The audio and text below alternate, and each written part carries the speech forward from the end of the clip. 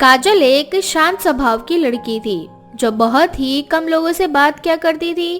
वैसे तो काजल के माता पिता काफी अमीर हैं, पर फिर भी काजल के माता पिता को हमेशा काजल की चिंता सताती थी और काजल के माता पिता का चिंता का विषय भी काजल और उसका काला रंग था। ऐसे ही एक दिन काजल बेटा, आज तुम इतनी जल्दी कॉलेज से आ गई और अपने कमरे में यूं इस तरह अकेली बैठी हुई हो, वो भी बिना मुझसे बात किए। क्या हुआ, सब ठीक तो था ना? हाँ माँ, सब ठीक था। अगर कॉलेज में सब ठीक था बेटा, तो तू रो क्यों रही है? तेरी आंखों में आंसू क्यों है? कुछ नहीं माँ, बस आंखों में कुछ चला गया था। काजल, मैं तेरी माँ हूँ, तू चाहकर भी मुझसे कुछ नहीं छुपा सकती। मैं जानती हूँ बेटा, तेरे आंसू का कारण तेरा काला रंग है। आज फिर कॉलेज में बच्चों ने तेरा मजाक बनाया ना, इसीलिए तो इतनी जल्दी घर आ गई है ना। अब काजल अपनी माँ के गले लगकर बहुत रोती है।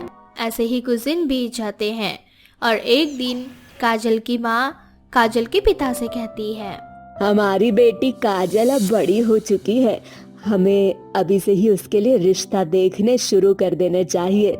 हमारी बेटी का रंग काला है, अगर हमने और देरी करी तो कहीं इसकी उम्र ना निकल जाए। आप समझ रहे हो ना मैं क्या कहना चाह रही हूँ? हाँ काजल की माँ, मैं सब समझ रहा हूँ तुम मुझसे क्या कहना चाहती हो। तुम बेफिक्र रहो, हम अपनी बेटी की शादी बड़े ही धूमधाम से और बहुत ही अच्छे लड़के से करवाएंगे। अब काजल के माता पिता उसके लिए रिश्ते की बात चलाते हैं, पर हर कोई काजल का काला रंग देखकर इस रिश्ते के लिए मना कर देता है। ये सब देखकर अब कहीं ना कहीं काजल के माता पिता भी हिम्मत हारने लगते हैं। ऐसे ही कुछ महीने बीत जाते हैं और एक दिन अंकित नाम का एक लड़का अपनी माँ सरोजनी के साथ काजल को देखने उसके घर आता है, जहाँ सरोजनी काजल का काला रंग देखकर उसके माता पिता से कहती है, देखिए बहन, रंग रूप में क्या रखा है, ये सब तो भगवान की देन है। हमारा बेटा दूध की तरह धुला हुआ है, तो वहीं आपकी बेटी कोयल जैसी काली है। पर फिर भी मुझे ये रिश्ता मंजूर है, क्योंकि मैं रंग रूप में बिल्कुल भी विश्वास नहीं रखती। ये सब तो समाज वाले लोग करते हैं और आप तो जानती ही हैं कि इनका मुंह बंद करवाना कितना जरूरी है। आप बिल्कुल सही कह रही हैं बहन जी, हमारी काजल का रंग बस थोड़ा सा दबा हुआ है, बाकी हमारी काजल हर चीज में गुणी है। आपको कभी भी शिकायत का मौका नहीं मिलेगा। वो तो आपकी काजल को देखते ही मैंने पहचान लिया था बहन, पर मैं कुछ लेन देन की बात कहना चाह रही थी।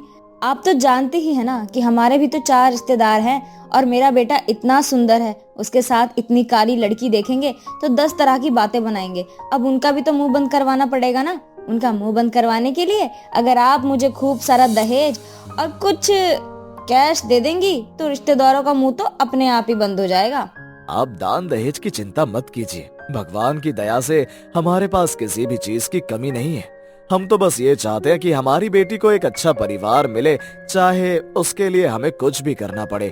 आप लोग बेफिक्र रहिए, आपने जितना सोचा भी नहीं होगा उससे ज्यादा आपको दान दहेज मिलेगा। अब काजल के माता पिता अंकित और उसकी माँ को बहुत सारा दहेज और कैश देते हैं। शादी के बाद काजल भी अपनी तरफ से पूरी कोशिश करती है कि वो अपने ससुराल वालों को किसी भी प्रकार की कोई शिकायत का मौका ना दे। वो दिन रात अपने पति और सास की सेवा करती है, पर फिर भी अंकित काजल से खफा खफा रहता है और उससे दूर दूर। ये सब देखकर एक दिन काजल अंकित से कहती है, क्या हुआ अंकित जी, क्या मैं आपको पसंद नहीं जो आप मुझसे इतनी दूर दूर रहते हैं? बिल्कुल सही कहा तुमने, तुम मेरी पसंद नहीं हो और ना ही मेरी माँ की। हमने तो ये शादी सिर्फ दान दहेज के लिए करी थी, जो कि हमें मिल चुका है। पर अब हमें समझ नहीं आ रहा कि तुम्हारा हम क्या करें, कैसे तुमसे अपना पीछा छुड़ाएं। आप मजाक कर रहे हैं ना अंकित जी? काजल की ये बातें सुनकर अंकित जोर जोर से हंसने लगता है। अंकित को ऐसे हंसता देख काजल को कुछ समझ नहीं आ रहा होता कि उसके साथ आखिर क्या हो रहा है, और एकदम से, अरे काजल, तुम तो डर गई थी, मैं सच में मजाक कर रहा हूँ। वैसे तुम्हारे चेहरे की ये उड़ी हुई हवाइयाँ देखकर मुझे बड़ी हंसी आ रही है। मैंने तुम्हारे लिए एक बहुत बड़ा सरप्राइज सोचा है। सरप्राइज?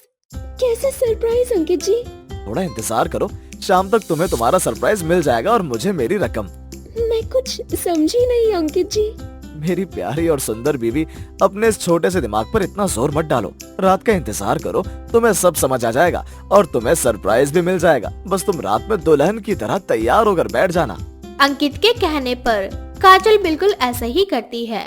रात को वो नई नवेली दुल्हन की तरह तैयार होकर अपने कमरे में अंकित के आने का इंतजार करती है। पर ये क्या, उसके कमरे में अंकित के बजाय कोई दूसरा ही लड़का आता है।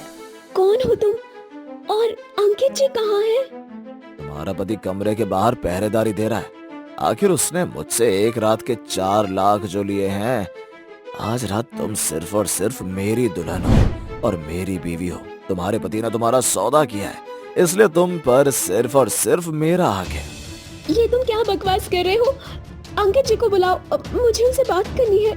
इस तरह से काजल बार बार अंकित को आवाज देती है, पर अंकित कमरे में नहीं आता। अगली सुबह जब काजल अंकित से बात करती है तो अंकित उससे कहता है, हाँ किया मैंने तेरा सौदा। मैंने तुझसे शादी इसलिए नहीं की क्योंकि मैं तुझसे प्यार करता हूँ, बल्कि इसलिए करी थी ताकि मैं हमेशा घर में बैठे बैठे कमा सकूं, ना कि कमा कमा कर तुझे खिला सकूं। समझी? यही मेरा असली रूप है, देख ले। अंकित का असली रूप देखकर काजल के पैरों तले जमीन खिसक जाती है। उसे समझ नहीं आता कि अब वो इस नर्क से कैसे आजाद हो। और इसी तरह से अंकित अपनी माँ के साथ मिलकर काजल का हर रोज सौदा करता है। समय के साथ काजल की तबीयत खराब होने लगती है और अब काजल से छुटकारा पाने के लिए अंकित अपनी माँ से कहता है, माँ, ये लड़की धीरे धीरे बीमार पड़ रही है। इससे पहले कि ये हॉस्पिटलाइज हो जाए, इसे मीनाबाई के कोठे पर जाकर बेच देना चाहिए और इससे अपना छुटकारा पा लेना चाहिए। अगर ये एक बार मीनाबाई के कोठे पर चली गई तो कोई हमारा कुछ नहीं बिगाड़ पाएगा और ना ही कभी ये उस कोठे से बाहर आ पाएगी। काजल अंकित और सरोजनी की सारी बातें सुन लेती है और मौका देखकर वहां से भाग जाती है। तो वहीं दूसरी ओर अंकित और सरोजनी जब काजल को घर में नहीं पाते तो वो समझ जाते हैं कि काजल घर से भाग चुकी है और वो दोनों अपनी जान बचाने के लिए शहर से रवाना होने की सोचते हैं। पर उससे पहले ही काजल के माता पिता पुलिस के साथ अंकित और उसकी माँ के धड़ दबोच लेती है और उन्हें सलाखों के पीछे करवा देती है। तुम माँ बेटे की असली जगह यही है। तुम दोनों ने मेरी बेटी के साथ जो किया है उसकी सजा तुम्हें जरूर मिलेगी। वो तो भगवान का शुक्र था कि मेरी बेटी मुझे रास्ते में ही मिल गई जब वो तुम दोनों के चंगुल से आजाद होकर भागी थी। अब चिंता मत कीजिए, इनकी खातिरदारी तो हम करेंगे, पर आपको भी तहकीकात करके अपनी बेटी की शादी करवानी चाहिए थी।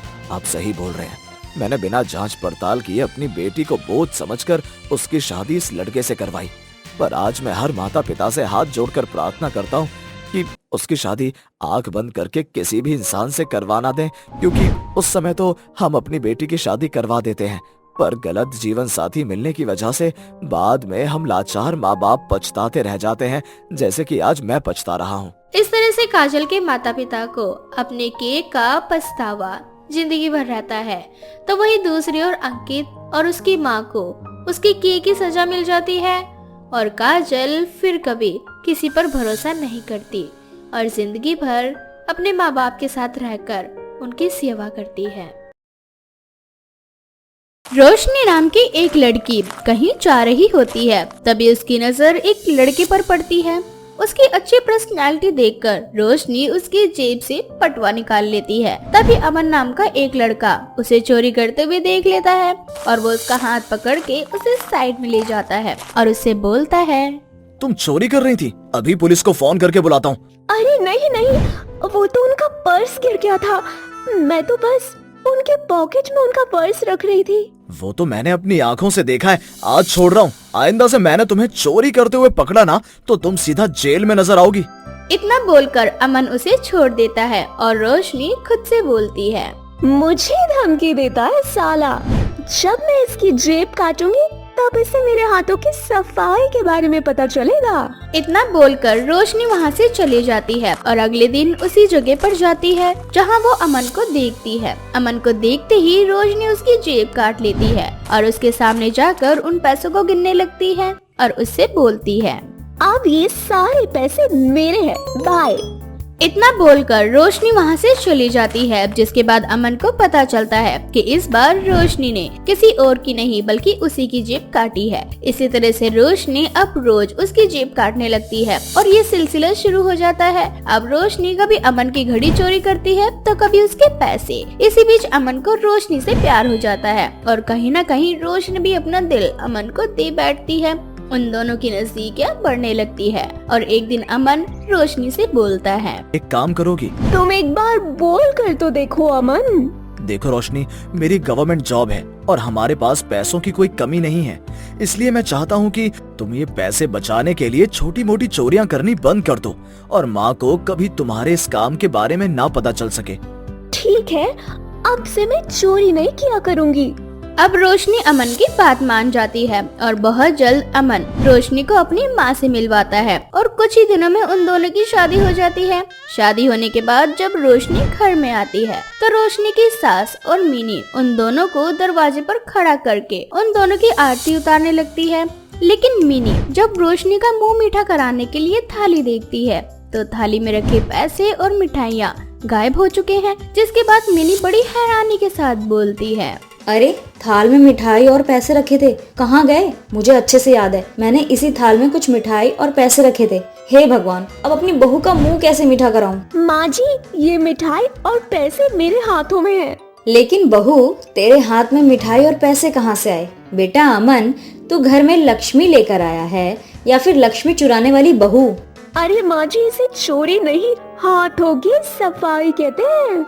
माँ, दरअसल रोशनी को जादू करने की आदत है। मिनी अब सारी बातों को इग्नोर कर देती है और अपनी बहू का गृह प्रवेश करवाती है। अब ऐसे ही कुछ दिन बीत जाते हैं और एक दिन, अरे बहू, मेरे घुटनों में बहुत दर्द हो रहा है, मुझसे चला नहीं जा रहा।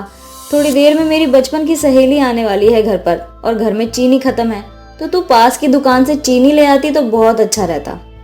अरे माँ जी, इस घर की बहू हूँ, आपकी सहेलियाँ मेरी भी तो सास है। आप आराम कीजिए, मैं अभी बाहर से चीनी लेकर आती हूँ।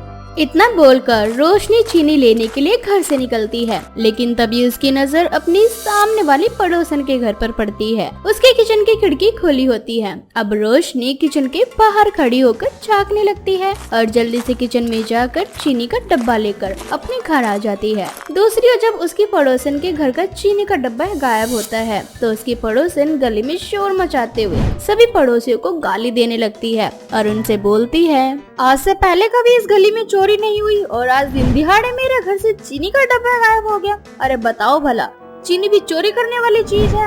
हद करते हैं आज के लोग भी। इस तरह से वो औरत गली वालों को सुनाकर घर में चली जाती है। अब समय यूं ही बीतता जाता है और रोशनी की चोरी करने की आदत भी बढ़ जाती है। ऐसे ही एक दिन मिनी रोशनी को अपने साथ बाजार लेकर जाती है, जहाँ मिनी सब्जी वाले से सब्जी का मोल भाव कर रही होती है, तो वहीं रोशनी कुछ सब्जियों की चोरी कर लेती है। और जब वो दोनों सास बहू घर आते हैं तो मिनी देखती है कि उसकी सब्जी के झोले में नींबू, टमाटर और भी कुछ सब्जियां हैं जो उसने खरीदी ही नहीं थी। उन सब्जियों को देख मिनी अपनी बहू रोशनी से बोलती है, अरे बहू, ये सब्जियां तो मैंने खरीदी ही नहीं, फिर यहाँ कैसे? कहीं तूने कोई जादू तो नहीं किया? अरे नहीं नहीं माँ जी, इस बार मैंने कुछ नहीं किया, बल्कि मैंने तो ये सब्जी खरीदी है जब आप सब्जी वाले से मोल भाव कर रही थी। रोशनी इस तरह से झूठ बोल देती है। अब ऐसे ही कुछ दिन बीत जाते हैं और एक दिन रोशनी मिनी के साथ साड़ी खरीदने के लिए दुकान पर जाती है, जहां वो दोनों कुछ साड़ियों को पसंद भी कर लेती है। लेकिन तभी मिनी को एक साड़ी बहुत पसंद आती है और वो दुकान वाले से बोलती है, भैया, वो हरी वाली साड़ी बहुत अच्छी लग रही है, एक बार आप मुझे वो हरी वाली साड़ी दिखाना। मिनी के कहने पर दुकान वाला उसे उसकी मनपसंद साड़ी निकाल कर दिखाता है। अरे वाह माँ जी, ये साड़ी तो सच में बहुत अच्छी लग रही है आप पर, यही साड़ी लेना आप, आपके ऊपर ये साड़ी खूब जचेगी। अच्छा भैया, ये साड़ी कितने की है?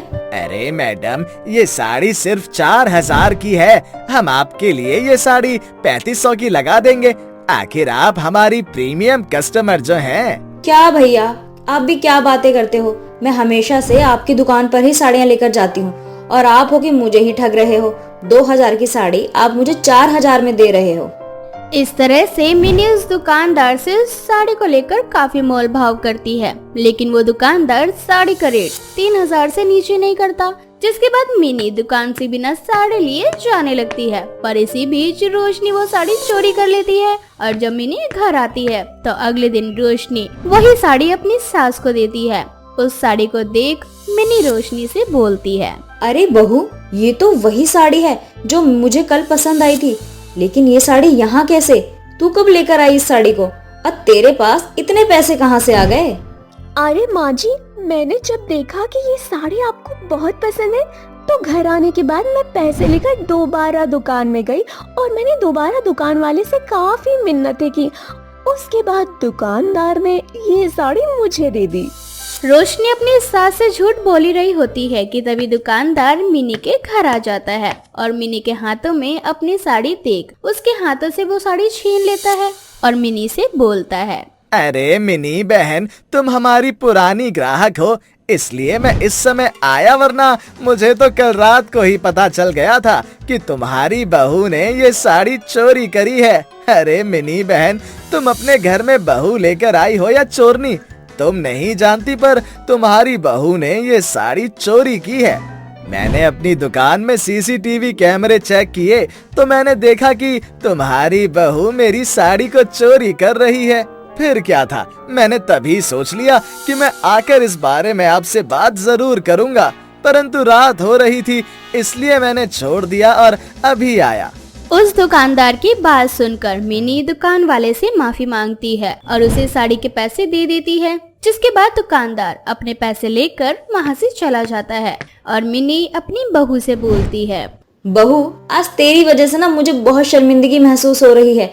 मैं तेरी हर गलतियों को नजरअंदाज करती रही, लेकिन आज तूने हद कर दी। अब मैं समाज को क्या मुंह दिखाऊंगी?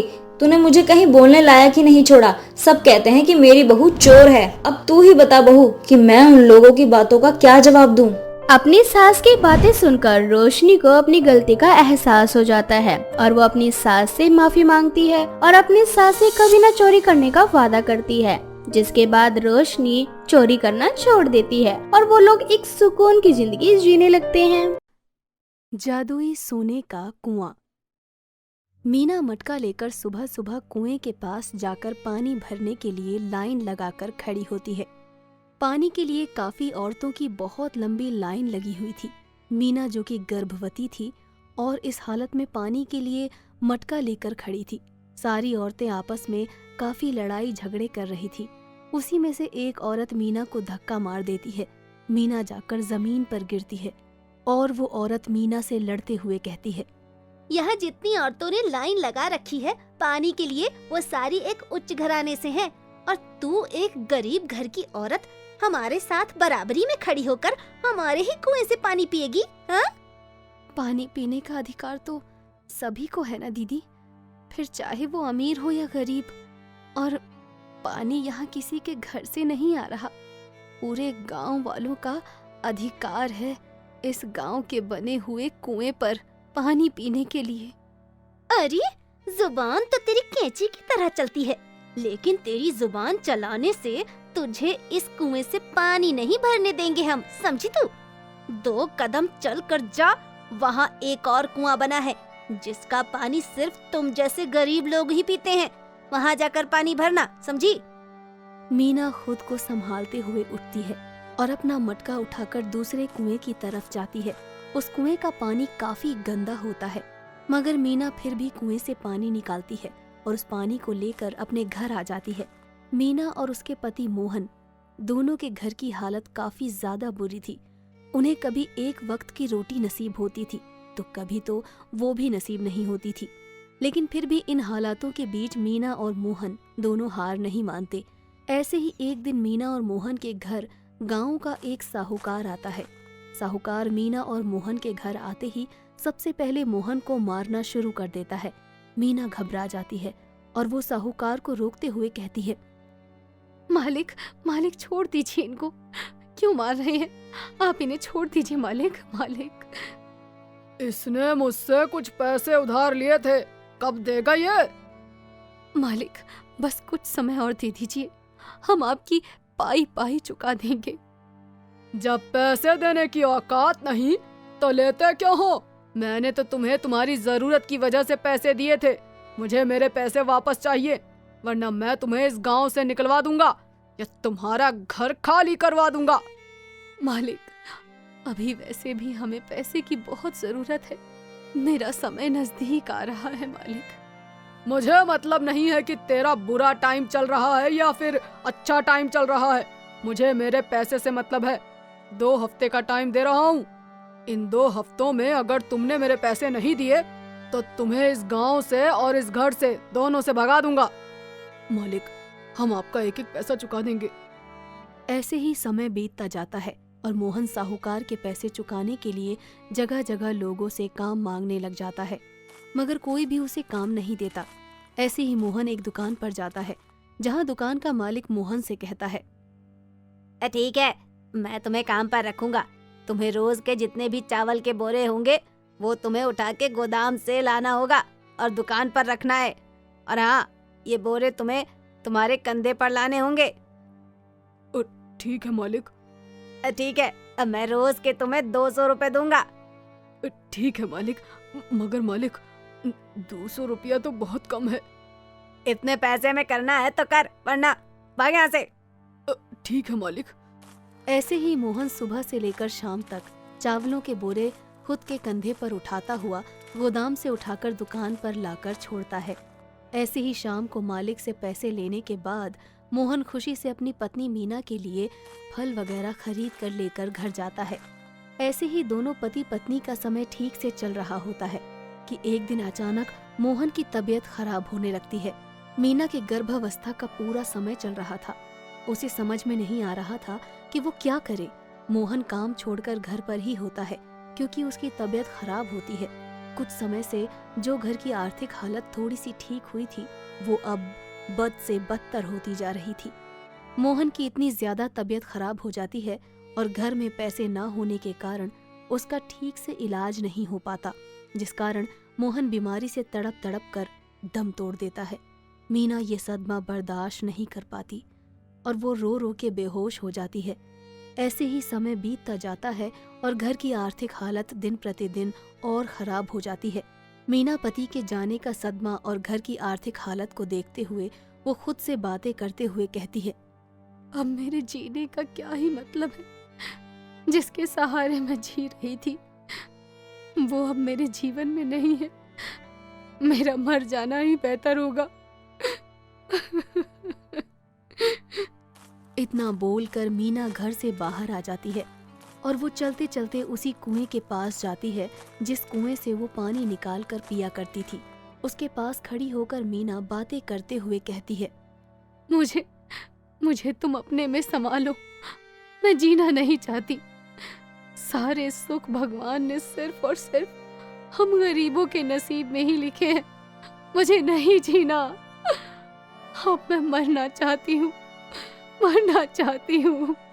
इतना बोलकर मीना जैसे ही कुएं के अंदर कूदने वाली होती है, वैसे ही कुएं से आवाज आती है, रुको।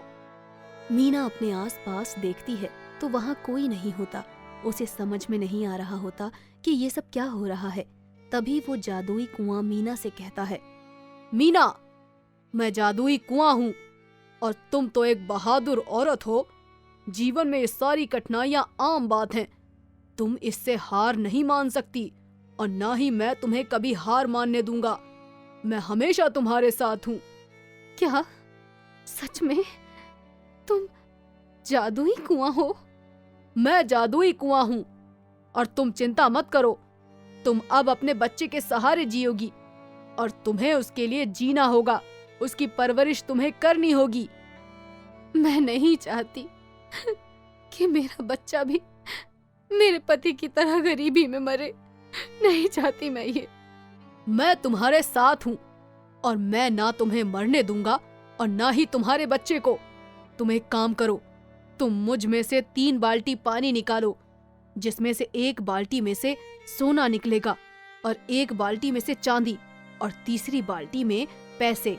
इससे तुम्हारे घर की आर्थिक हालत भी ठीक होगी और तुम्हें भविष्य में किसी भी चीज की जरूरत होगी तो तुम इस सोना चांदी और पैसे से उसकी पूर्ति कर सकती हो। मीना पास में रखी बाल्टी को उठाती है और 3 बाल्टी पानी निकालती है, जिसमें से पहली बाल्टी से सोना और दूसरी बाल्टी से चांदी और तीसरी बाल्टी से पैसे निकलते हैं। इसके बाद मीना सोना, चांदी और पैसे लेकर अपने घर चली जाती है। ऐसे ही समय बीतता जाता है और मीना के घर की आर्थिक हालत पहले से बहुत ही ज्यादा अच्छी हो जाती है। मीना जादुई सोना, चांदी और पैसे से अपने लिए एक घर बनवाती है और लोगों के लिए गांव में, चाहे वो अमीर हो या गरीब, सबके लिए कुएं बनवाती है। ऐसे ही मीना का 9वां महीना शुरू हो जाता है और मीना एक बहुत ही प्यारे से बेटे को जन्म देती है, जिसके बाद मीना अपने बच्चे के साथ अपने जीवन में आगे बढ़ जाती है।